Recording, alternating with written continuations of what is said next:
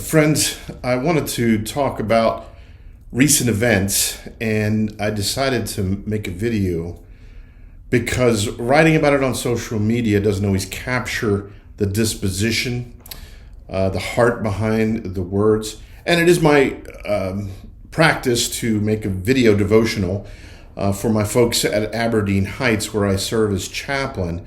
But I wanted to include a wider audience. I wanted to include my congregation, Good Shepherd Presbyterian in South County, St. Louis. I wanted to include my friends and family on Facebook and X. And some of what I'm going to say is somewhat of a challenge. So I'm not sure how everyone will receive it. But really the core of it is reminding us of the comfort we have in God's love and the hope we have for something better. Well, I don't need to remind folks, but this week we've felt the weight of a lot of evil. The senseless killing of a young woman in Charlotte, yet another school shooting in Colorado, and a political assassination, all in the same week as the anniversary of the most horrific terrorist attack in human history. And as we mull over these things, we're tempted to be angry and hostile, maybe even vengeful. It's a conflicted and confusing moment in our country and in our hearts. As a minister of the gospel, people often come to me in moments like these in hopes that I have something wise to say, some answer to the evil we see in this world. And at times I can address these concerns directly, but often the questions being asked don't have tidy answers, but we have them resolved over time as we sit with our pain and learn what faith and hope really mean as we put it into practice. And then I must confess there are other times that I'm just as confused and discouraged and angry and, dare I say, even hopeless as those that are coming to me for help. And right now, I am so discouraged and angry and confused. I see the state of our country, the state of the church in America, and how their worst toxins have wormed its way even into my own family. And I just want to go outside and yell in outrage and yell some more. And when the rage is spent, just to collapse into tears. Even pastors need somewhere to go for help and for hope. And this is where I go. There are some key places in the scripture I return to again and again. In this moment, I've been meditating a lot on Ephesians chapter 4 and Romans 12. Let me read those passages for you. Ephesians 4:26. Be angry and do not sin. In Romans 12:21, do not be overcome by evil, but overcome evil with good. Now, why these verses? Well, first, because they affirm that there is evil in the world. There are things over which we should be angry. Right there in Ephesians, it says, be angry. And there is reason to be angry. Senseless violence on a light rail train. Another troubled teen brings a gun to school, shooting classmates and then himself. The memories of that fateful day when the Twin Towers and the Pentagon were attacked, killing thousands of people. And now a political assassination. To add to these wounds, we know some people celebrate this kind of violence or justify these awful acts. Well, they had it coming, they say, or seeking to minimize what happened. Well, this was a hurting person, and hurt people. And it can add another layer of wounds, outrage, particularly to those who who are directly impacted by these acts of violence. No, we don't minimize. These things are wicked. It is not only understandable, but even right to be angry.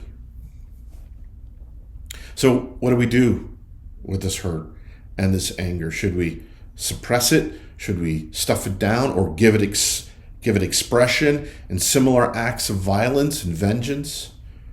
I suppose people on every side of the political spectrum feel justified in whatever anger they feel. It doesn't mean they are justified.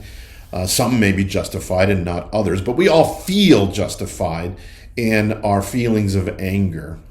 So again, what do we do with it? Well, first we have to acknowledge it, or even embrace it.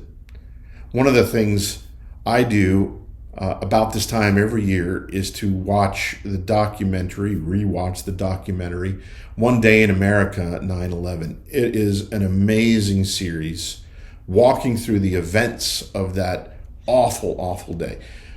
There's no politics, there's no voice of narration. It's just the voices of those who were there and survived, telling their stories. And it reminds me of what really happened. It makes me look again at how awful that day was. And we shouldn't look away from the awful. We shouldn't deny the pain and the anger. But we shouldn't let it twist us into something ugly either. Be angry, but do not sin. We might think of this as a warning against doing something rash in the moment. It certainly includes that, but I think the warning is more profound.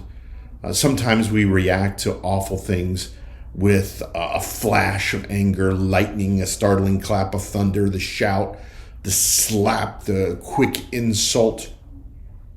And these are somewhat spontaneous reactions.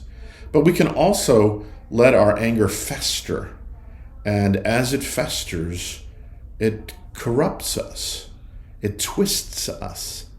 And it bears fruit not in an angry outburst, but in a vengeful spirit. Now, how do we prevent that from happening? How do we stop the corruption from seeping into our souls? Forgiveness. In the West, because we lived so long in the shadow of the church, centuries really, we assume a cultural shade of forgiveness is given in human nature, but it's not. In fact, scholars often look at the ancient cultures, which were magnificent in their own way, but forgiveness was not considered a virtue. Philosopher Charles Griswold points out that ancient Greek moral philosophers did not consider forgiveness as a virtue. Many honor cultures insist that the only way to address shame is through blood, either to kill the one who has caused you shame, or if we've brought the shame on ourselves, to kill ourselves, to remove the shame from us and from our families. And when Christianity came into those cultures, it changed all that. Christ called on his followers to love our enemies, to forgive those who hurt us. Why? Because God has loved us, even in our shame and guilt. Because Christ died to remove the consequences of our guilt, so we should not be so quick to deal out death and judgment. This becomes the antidote to our anger. Mercy. Receiving it. Granting it. We see this embodied in the work of civil rights activist Dr. Martin Luther King Jr. Not a perfect man, but a better example than most. He sought to change the injustice of Jim Crow laws in the South, and he did so through writing, through engagement in discussion, through peaceful protest. And he was met with violence and imprisonment. But he knew anger and violence would not win the day, even though he had reason to be very angry. In confronting injustice and evil, a king wrote, "Darkness cannot drive out darkness. Only light can do that. Hate cannot drive out hate. Only love can do that." And that brings us to the second verse, Romans 12:21. "Do not be overcome by evil, but overcome evil with good." Now, normally I avoid posting about politics or current events on social media, mostly because I dislike getting into fights with other people who disagree with me via a medium where we're not likely to have a productive end. And in general, I just don't like it. Yet, in the past month, I've found myself posting about things I've heard and things I've seen. And some friends, even family, have not cared for what I've said. I don't think I've posted things that were incredibly controversial. I was posting about how political violence really has no place in our country, about how the foundation of the Church of Jesus Christ was really Christ's life, death, and resurrection, and not our morality and not how we live out our community, even though that's an implication. Man, it's been a rough ride. Some say, "Daryl, just don't get involved in those conversations." Why is it so hard to talk about these things? I think it's because more and more our culture is losing its connection with the Christian value of forgiveness and mercy. Large swaths of our culture, you either actively affirm all kinds of behavior, and that's being referred to as an ally. You're an ally for this group or an ally for that group. And if you're not, you will be denounced. There's no grace, there's only compliance.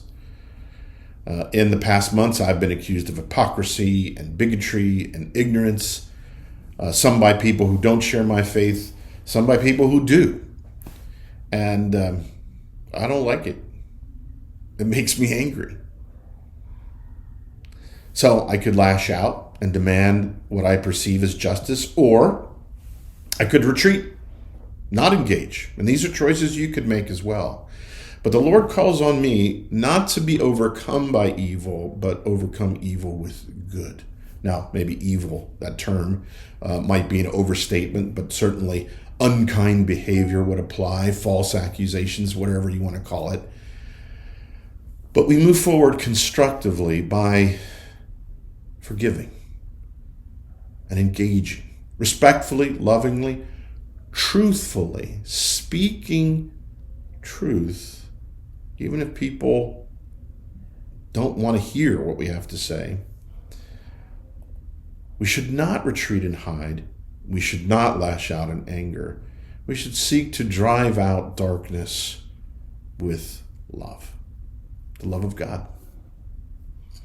And this is hard, particularly if you're angry or you're hurt. You might not be able to do it in this moment, this day, this week, this month. But what I want to encourage you to think on is this: God loved you. So think about loving your neighbor. Blessings on you all.